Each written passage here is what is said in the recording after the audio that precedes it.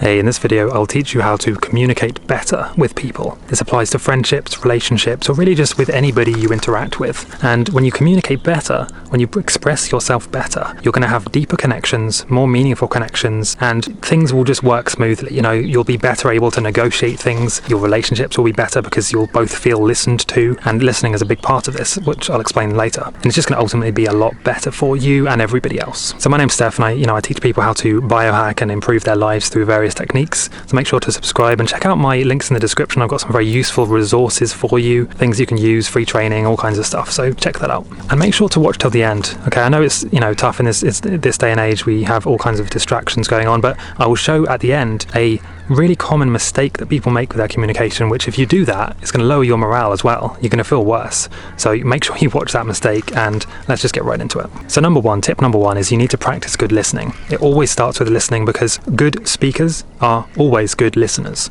To be a good speaker, you need to be able to have that back and forth connection with somebody or even with a group of people. And what you'll notice is that the best speakers, the best communicators are naturally the best listeners. They care deeply about what the other person is saying, and they really give them space and time to be heard and to actually express themselves. Because then from that point, when you've actually heard and understood somebody, then you're in a very, very powerful position to respond because you know what to say. You actually listened, instead of just blurting out what's on your mind without really listening first, and then now you're in a mess because you didn't listen to what they said. You have to ask them, clarifying questions. What did you mean?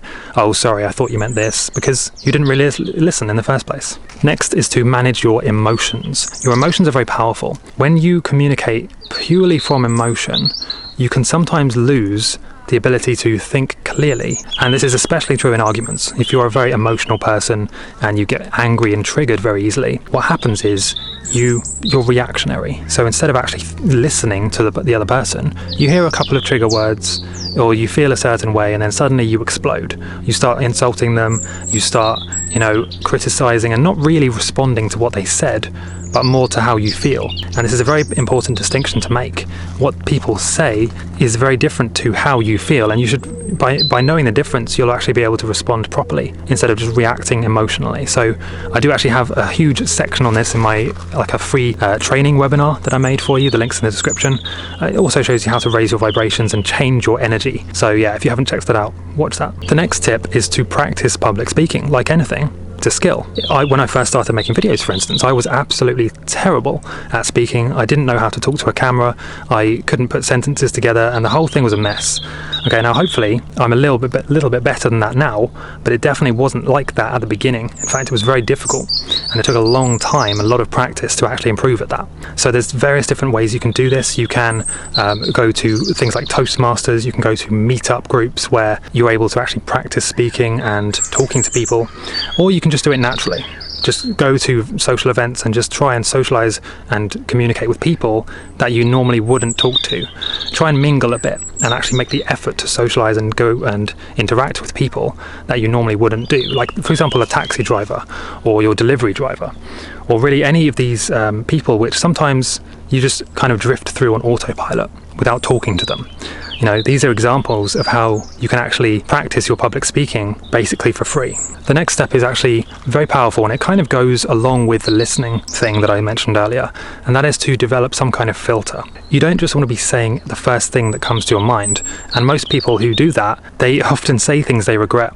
You want to have some kind of delay, some kind of filter, especially if you're emotional and if you're kind of easily triggered by things. You want to have a 3 to 5 second delay where if somebody says something to you, you just take a few seconds, even just 1 or 2 seconds. You take a few seconds to really just think about what you want to say and how you want it to sound, and then you talk, instead of just blurting out what's on your mind. Now, this pause, ironically, actually makes you sound more intelligent. When you give yourself the time to just pause for a second and think about what you're going to say, it comes across as though you're more intelligent, and you'll stumble across your words much less. You'll be more able to talk, more articulate, and the person on the other end will actually feel like you're listening to them more. So it's kind of like a no-brainer, that one. So yeah, very easy to do. Just give yourself a 1 to 3 second delay. Next is to remember your non-verbal communication, your body language. You need to be standing tall with your chest out and your shoulders squared, back straight, because this is the most confident position. It also makes you feel, the best compared to other positions when you're slouched over and all this stuff, and you're more easily able to breathe properly. Being able to breathe properly makes you sound more confident, it makes it easier to talk, it's just better all around. And then the body language also makes you more approachable, so people will be more likely to come up and actually talk to you instead of just ignoring you, basically. And that's actually one of the most powerful, well, not powerful, is one of the most annoying and critical mistakes that people make, is they don't pay attention to their body language.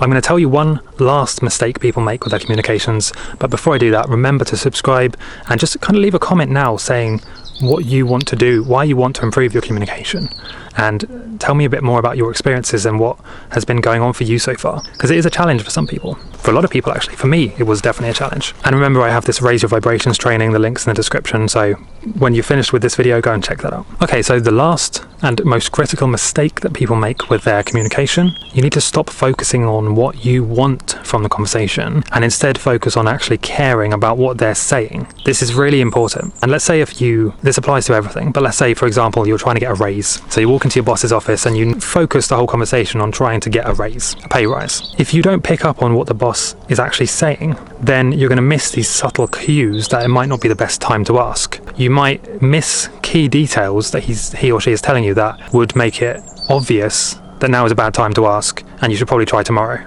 or next week. So, and this applies to everything, specifically relationships as well. Don't focus on what you want out of the conversation. Focus on actually understanding what they're saying, because what they're saying and what you want might be different, and it's important to know that. So leave a comment letting me know what you think, and I'll see you next time.